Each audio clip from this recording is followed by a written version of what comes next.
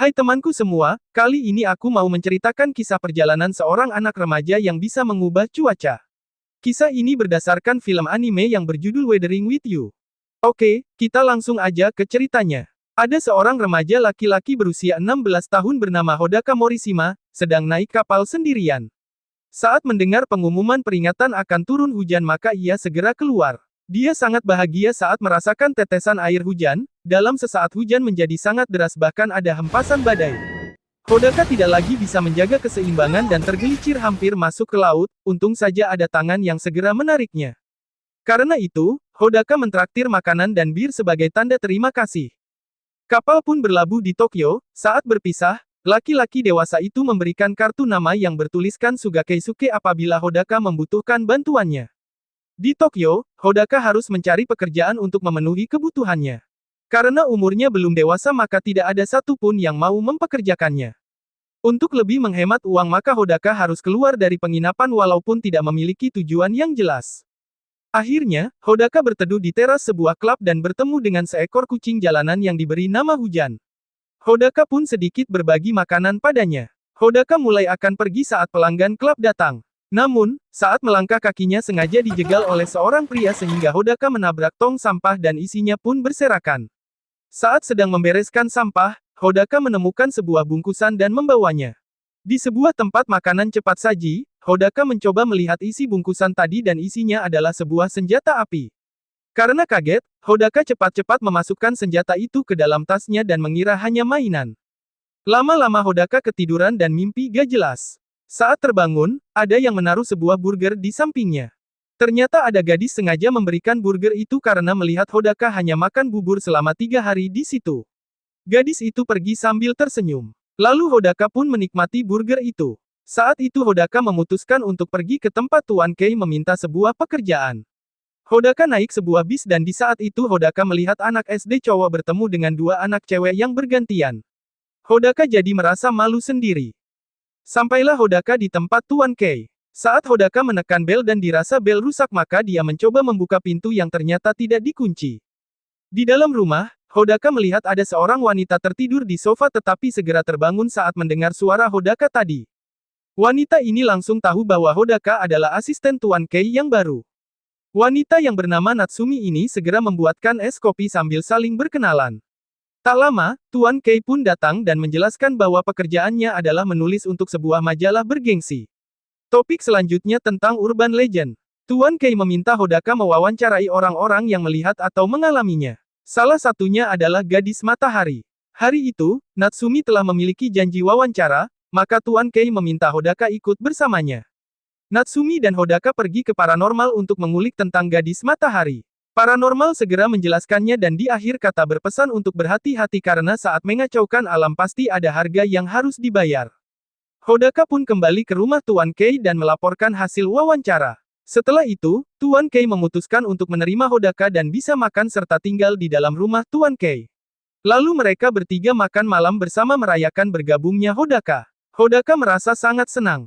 Besoknya Hodaka bangun pagi dan segera membersihkan rumah serta menyiapkan sarapan pagi. Lalu mengerjakan pekerjaannya yang lain seperti menjawab telepon, mengajukan tanda terima dan menyalin wawancara. Terkadang Hodaka juga berkeliling dengan Natsumi melakukan beberapa wawancara. Hodaka bekerja sangat keras. Hingga suatu hari, Hodaka bertemu kembali dengan kucing yang diberinya nama Hujan dan diajak ke rumah Tuan Kei. Setelah itu, Hodaka melihat ada gadis yang didekati 2 orang pria asing yang terlihat menawarkan sebuah pekerjaan di klub. Hodaka mengenali gadis yang mentraktirnya burger waktu itu. Hodaka pun segera mengikutinya. Dirasa waktu yang tepat, Hodaka segera berlari menarik tangan gadis untuk segera pergi dari sana. Pria itu kaget dan ikut mengejarnya. Hodaka akhirnya tertangkap, dan pria itu memukulnya. Ternyata, dia pria yang pernah menjegalnya saat di depan klub. Hodaka terpaksa mengeluarkan senjata yang ditemukannya dan mengarahkan padanya agar segera membebaskannya. Pria itu tertawa karena mengira itu pistol mainan, namun Hodaka memberanikan diri untuk menembak. Karena sangat kaget, mereka terdiam beberapa saat. Gadis itu segera mengajak Hodaka pergi dari sana. Mereka berdua berlari sampai di gedung terbengkalai. Di sana, gadis itu merasa marah pada Hodaka karena merasa Hodaka bisa mencelakai orang lain. Lalu gadis itu pergi, Hodaka mengeluarkan senjata dan segera membuangnya. Gak lama, gadis itu kembali dan mengatakan bahwa dia telah dipecat dari pekerjaan paruh waktunya dan sekarang dia membutuhkan pekerjaan. Hodaka segera meminta maaf dan gadis itu membawa Hodaka ke tempat kuil kecil di atap gedung dan mulai berdoa, maka hujan segera digantikan cuaca cerah. Hodaka merasa sangat terkejut karena dia menemukan gadis matahari. Mereka pun saling berkenalan dan gadis ini bernama Hina. Setelah itu, air hujan turun kembali. Banyak berita menyiarkan adanya makhluk laut seperti ikan atau cumi-cumi transparan yang tersebar, namun ketika tersentuh menjadi hilang. Hari itu, Hodaka merencanakan pekerjaan yang akan dilakukan bersama Hina dan di hari itu juga Hodaka pergi ke rumah Hina. Tak lupa Hodaka membawakan sedikit makanan dan ketika sampai di rumah Hina, Hodaka merasa canggung. Hina segera mengajaknya masuk rumah dan segera memasak makanan yang telah dibawa Hodaka untuk mereka makan bersama. Ternyata di rumah Hina hanya hidup berdua bersama adiknya. Sedangkan Hodaka kabur dari orang tuanya. Setelah mereka makan, mereka merencanakan membuat penawaran jasa mengubah cuaca dan diupload secara online. Malam pun tiba dan akhirnya pekerjaan selesai. Adik Hina pun pulang dari sekolah. Adik Hina merasa heran dengan kedatangan Hodaka, demikian juga Hodaka kaget melihatnya karena dia adalah anak laki-laki di bis waktu itu. Hina pun akhirnya memperkenalkan mereka berdua. Adik Hina bernama Nagi. Tak lama, masuklah satu permintaan jasa gadis matahari. Tepat di hari tugas pertama, Hodaka menjemput Hina. Hodaka memberi sebuah payung berwarna kuning. Tak lupa juga, Hodaka membuat boneka yang dipakai Nagi. Dan, berangkatlah mereka menuju pelanggan pertama. Hina berusaha berdoa, awalnya pelanggan tidak percaya bahwa Hina bisa mengubah cuaca, namun tak lama setelah itu muncullah matahari menyinari daerah itu. Pelanggan merasa sangat senang hingga membayar lebih. Mereka bertiga juga merasa sangat senang. Setelah itu, semakin banyak pelanggan yang berminat atas jasa mereka. Hingga stasiun TV pun ingin menyiarkan hal ini dan meminta jasa mereka. Dan sekali lagi Hina berhasil mendatangkan matahari, dan malamnya mereka bisa menyalakan kembang api. Keesokannya, Tuan Kei dan Natsumi pergi bersama untuk melakukan wawancara. Dalam perjalanan, Tuan Kei sempat menanyakan keberadaan Hodaka, dan diketahui bahwa Hodaka mencari tambahan penghasilan karena gajinya yang terlalu kecil. Tuan Kei dan Natsumi melakukan wawancara dengan seorang kakek yang menjelaskan tentang The Weather Maiden atau disebut dukun cuaca.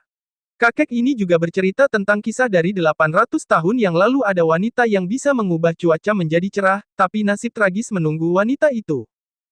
Pelanggan berikutnya adalah seorang nenek yang ingin mengirimkan tanda asap saat suaminya berulang tahun karena suaminya telah tiada 1 tahun yang lalu.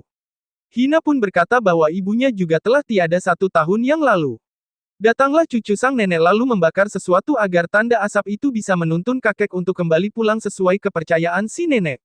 Nenek pun berpesan pada Hina untuk melakukan hal yang sama. Saat Hodaka berbincang dengan cucu nenek, barulah Hodaka ingat bahwa Hina berulang tahun minggu depan, lalu cucu nenek itu memberi saran agar segera mencarikan sebuah hadiah.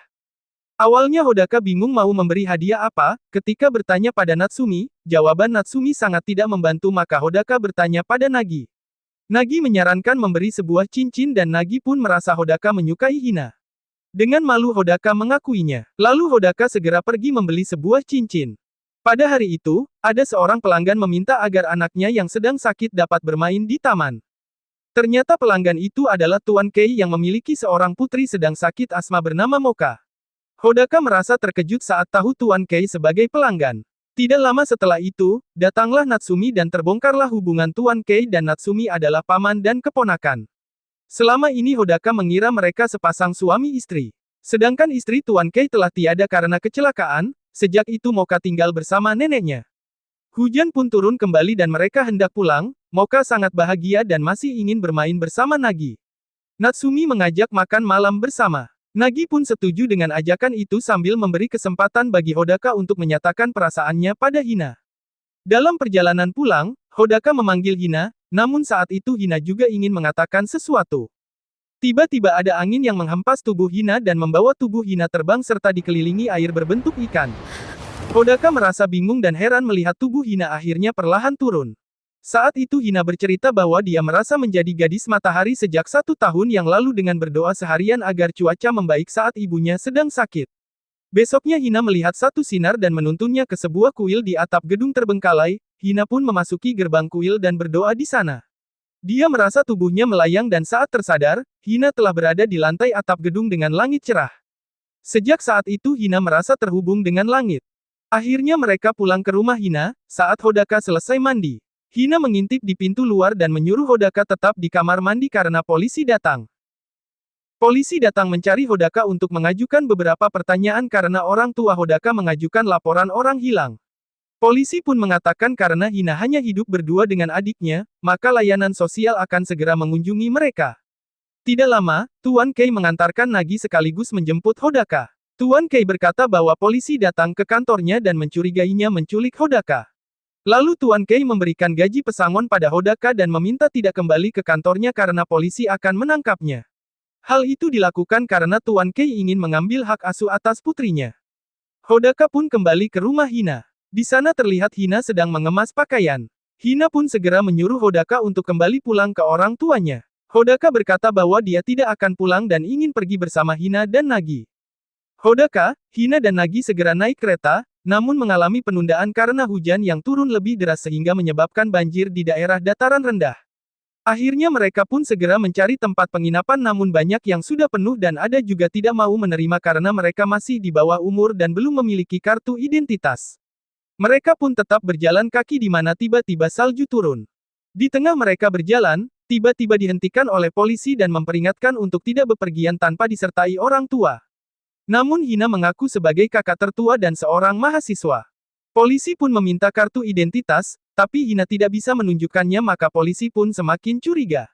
Akhirnya Hodaka berinisiatif mengajak Hina untuk lari. Polisi pun segera mengejarnya. Saat Hodaka tertangkap, Hina segera menerjang polisi dan secara tidak sadar mengeluarkan suatu kekuatan petir dan membakar sebuah mobil. Karena kekacauan itu polisi segera meninggalkan mereka untuk mengatasinya. Inilah saatnya mereka untuk lari dan akhirnya mereka menemukan sebuah penginapan. Akhirnya mereka bisa merasakan sedikit tenang, bisa mandi air hangat, makan bahkan karaoke. Sebelum tidur, Hodaka memberikan hadiah cincin pada Hina. Hina merasa senang atas hadiah itu. Hina pun mulai berkata bahwa dia terpilih menjadi pengorbanan manusia, demikian juga yang dikatakan Natsumi padanya tentang nasib gadis matahari, dia akan menghilang lalu cuaca akan kembali normal. Lalu Hina menunjukkan tubuhnya yang mulai menjadi transparan. Melihat itu Hodaka menangis. Hina pun menitipkan Nagi pada Hodaka. Hodaka berteriak bahwa Hina tidak akan pergi kemanapun. Hodaka meminta janji dari Hina untuk tidak pergi dan memasangkan cincin pada jarinya. Dan mereka berpelukan, menangis bersama. Di saat Hodaka tertidur, Hina semakin transparan dan tiba-tiba tubuhnya berada di padang rumput berkabut, di sana juga terdapat ikan kecil mengelilinginya. Tubuhnya menjadi transparan sehingga cincin yang dikenakannya pun jatuh. Hina menangis sendirian di atas langit. Hodaka terbangun dari tidurnya dan melihat hanya ada piyama Hina di sampingnya.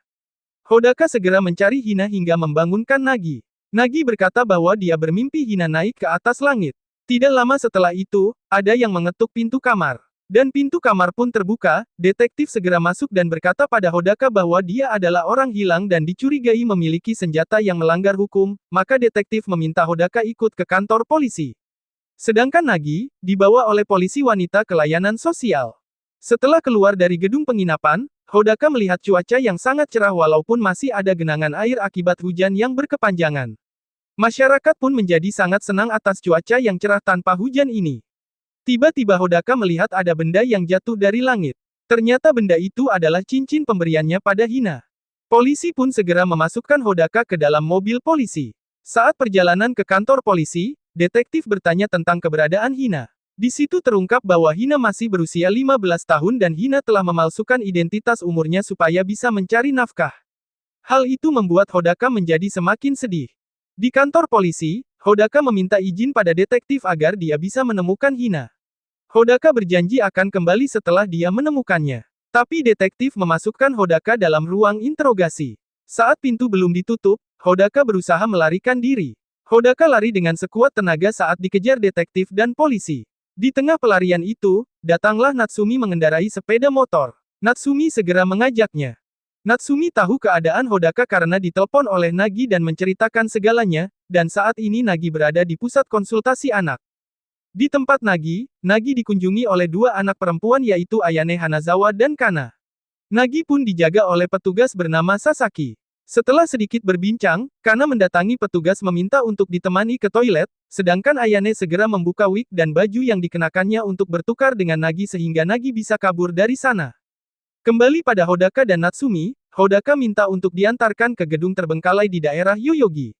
Saat itu mereka masih dalam pengejaran polisi, Natsumi mengendarai dengan sangat berani dan memilih jalan-jalan sempit untuk menghindari pengejaran polisi. Di tengah jalan Natsumi menemui banjir yang cukup dalam sehingga tidak bisa melanjutkan. Terpaksa Hodaka turun dan segera berlari di atas rel kereta untuk bisa sampai ke tujuan. Akhirnya sampai juga Hodaka di gedung terbengkalai. Saat masuk ternyata ada tangga yang sudah roboh, Hodaka segera mencari jalan lain dan tidak disangka di sana ada Tuan Kei. Sebelumnya Tuan Kei telah didatangi oleh seorang detektif dan diberitahu keseluruhan tentang Hodaka. Saat Hodaka bertemu dengan Tuan Kei mengajak Hodaka bersamanya untuk kembali ke kantor polisi. Hodaka pun memberontak dan menunjukkan tujuannya ke atap gedung untuk menemukan Hina. Tuan Kei tetap tidak melepaskan tangan Hodaka, akhirnya Hodaka menggigit tangan Tuan Kei. Karena kesakitan maka ia menendang Hodaka sehingga tubuh Hodaka terpental ke arah dinding. Di situ Hodaka menemukan senjata yang pernah dibuangnya dulu. Langsung dia mengarahkan senjata itu ke Tuan Kei dan segera menembakkan ke arah atas. Saat itulah, detektif dan polisi segera datang mengepungnya. Hodaka masih mengarahkan senjatanya dan berkata hanya ingin mencari Hina. Lalu Hodaka membuang senjata dan berlari, tapi detektif segera menangkapnya bahkan memborgolnya. Melihat itu, Tuan Kei segera bertindak untuk membantu Hodaka. Hodaka segera berlari tapi dihalangi oleh detektif yang lain. Tak disangka datanglah Nagi menabrakkan dirinya pada detektif dan berusaha melawannya dan berkata untuk segera mengembalikan Hina. Hodaka segera berlari lagi menuju atap gedung. Atas usahanya, Hodaka berhasil mencapai gerbang kuil dan masuk dalam dunia di atas langit dengan tubuh yang melayang. Hodaka melihat ikan besar di sana sampai akhirnya ikan itu memakannya dan Hodaka masuk di alam yang lain sambil memanggil-manggil nama Hina. Hina pun terbangun mendengar teriakan Hodaka dan melihat Hodaka sedang terbang di atasnya. Hina pun segera berlari menggapai tangan Hodaka. Saat mereka berdua berhasil bergandengan tangan, Hodaka berkata untuk tidak melepas tangannya. Mereka berdua terus terbang turun ke bawah. Ada kalanya tangan mereka terlepas, Hodaka mengajak Hina pulang. Hina menjawab kalau pulang maka hujan akan turun lagi. Hodaka tidak peduli akan hal itu, Hodaka menginginkan Hina lebih dari langit biru.